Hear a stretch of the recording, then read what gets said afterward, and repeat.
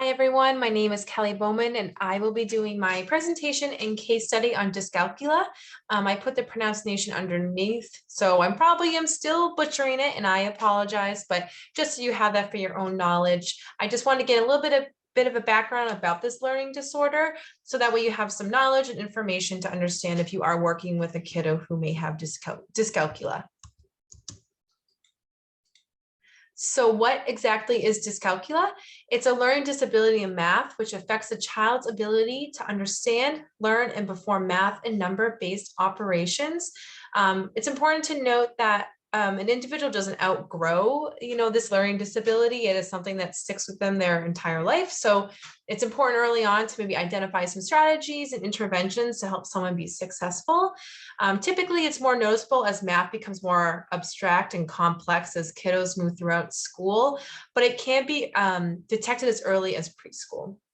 Some of the difficulties that are included with dyscalculia is visualization, processing, counting, pattern recognition, working memory, the retrieval of learning facts, and directional confusion. So I'm going to get a little bit more into this on the next slide, just so you can see as if you're a teacher, if you're a school counselor, whoever may be observing the student, some of the signs you may be looking for.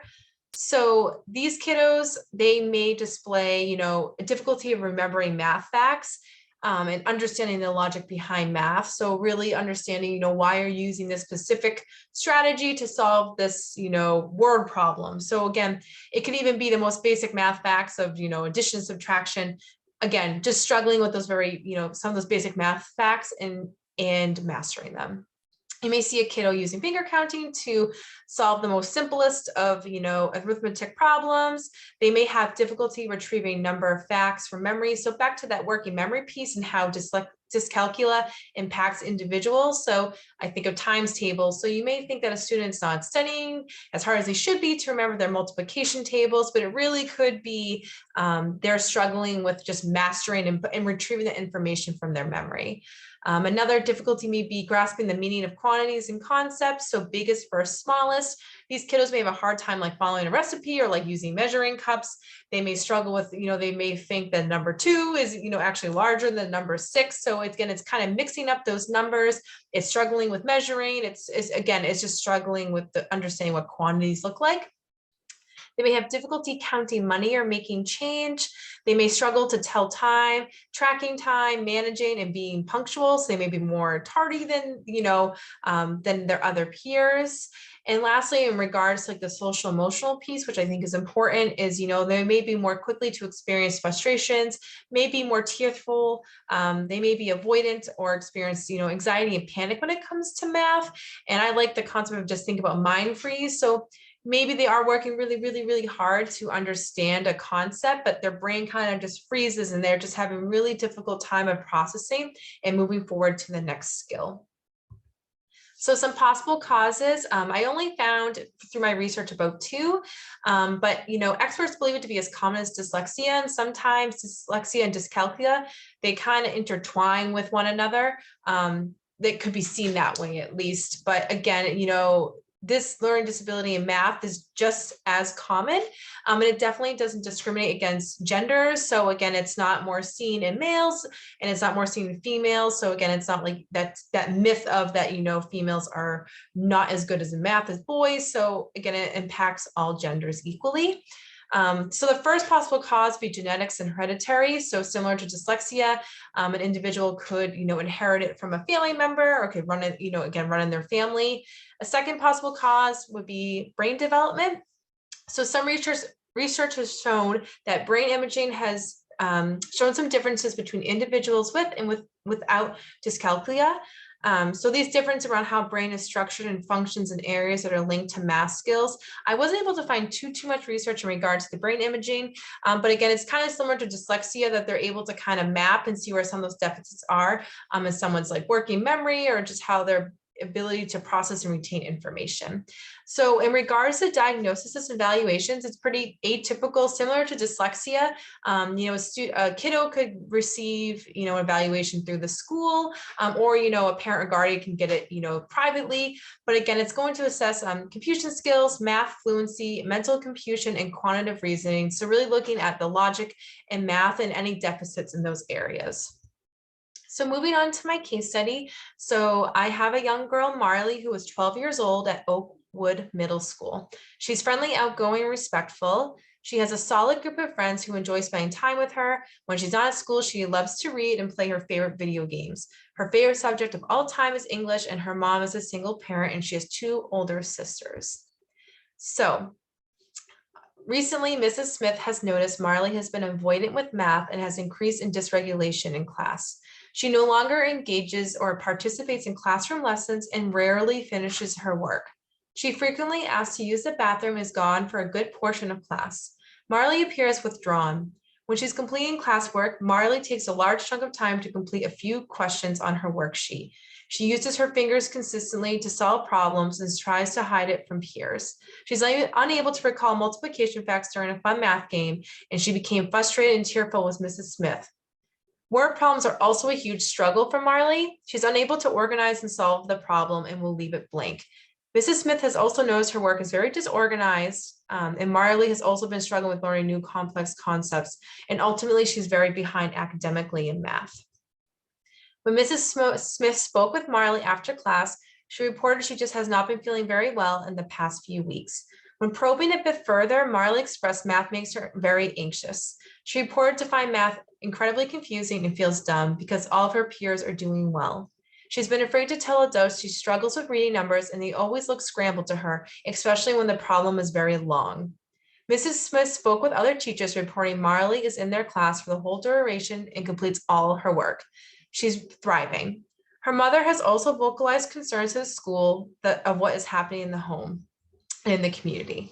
Marley's unable to count money or make change when they're out shopping together. She will begin to freeze when having to approach the cashier. The last time at the store, Marley ran out of the store and yelled at her mom she did not care to buy anything anymore. When asked to tell the time, Marley relies on her phone only. Her mother has worked on helping her to be able to read a clock so she does not rely only on her phone, but Marley finds it much easier to do so. Right now, Marley is currently not an IEP or a 504, and a meeting has been called to assess Marley's needs further. So after the case, the team meets, they do find that she is eligible for an IEP after receiving some evaluations. So going back to receiving some school testing and maybe seeing some of those deficits, especially in math, and identifying that she does have a learning disability, which would be dyscalculia. So some of the interventions I thought of just to implement for Marley would be some, providing time during class to take break in space, as it can be overwhelming, checking in with the school counselor, reviewing skills and material before moving on to new skills. So really ensuring to help master skills with Marley and seeing maybe where are some of those deficits still and what areas could she improve in and what ways can the teacher help support her further. Help with self-talk through solving math problems. So providing positive affirmations to her and really just encouraging and building up her self-esteem. Providing concrete examples connecting math to real life. So really trying to make it more engaging for her, I think will be really helpful. And lastly, using attention phrases. So I think even just not for her, but even for other students, just using the language around this is important to know because X, Y, Z, I think it's really impactful for kiddos to hear how something can be applied to their real life. Some of the accommodations that I came up with that could be some solutions for Marley in the classroom is providing some extra time on work and tests, providing charts, so a lot of visuals for her, such, whether it's a chart that has math facts or multiplication charts. So again, if she's struggling with using her fingers to do multiplication, it may be helpful for her just to have just a quick reference to help, maybe reinforce in her memory and learn and master. I also thought allowing to draw out problems or charts or drawing sketches. It appears that Marley may benefit from more visual ways of solving a problem rather than just in her head. Creating separate worksheets for word problems and number problems. So really breaking down those worksheets into separate, sections. So it doesn't seem so overwhelming at the time, all at once. And she's maybe hopefully less likely to leave, questions not blank.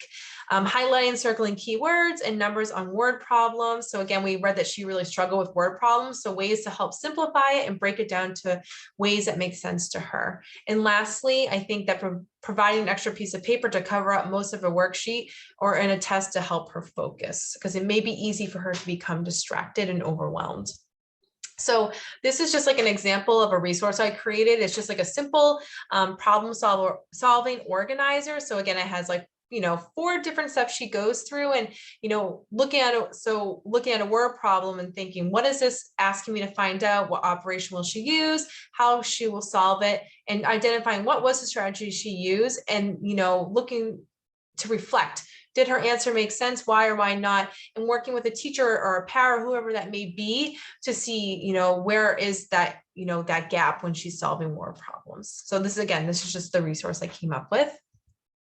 So as a school counselor, I know a lot of folks are in that tracking class, but I thought it'd be really important to just at least provide this as, some of the solutions to help support Marley with dyscalculia. Weekly check-ins, just seeing how she's doing and providing support, providing counseling around self-esteem, anxiety, and avoidance, as we noticed that she definitely lacks self-esteem and is incredibly anxious and avoidant of math. So how can we really build her up and feel more supported?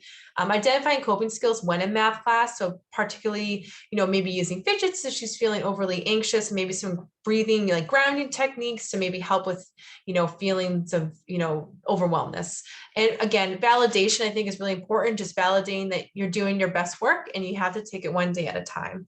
Lastly, just creating a peer support group with other students around self-esteem, building up other, kiddos' confidence and really just empowering them. And lastly, just collaborating with teachers and the parents. So just providing weekly check-ins with the parent, checking with teachers, how she's doing all of her classes, and, focusing on math too, and, what is working and what is not. And these are just some of the resources that I had found. A lot of really great information.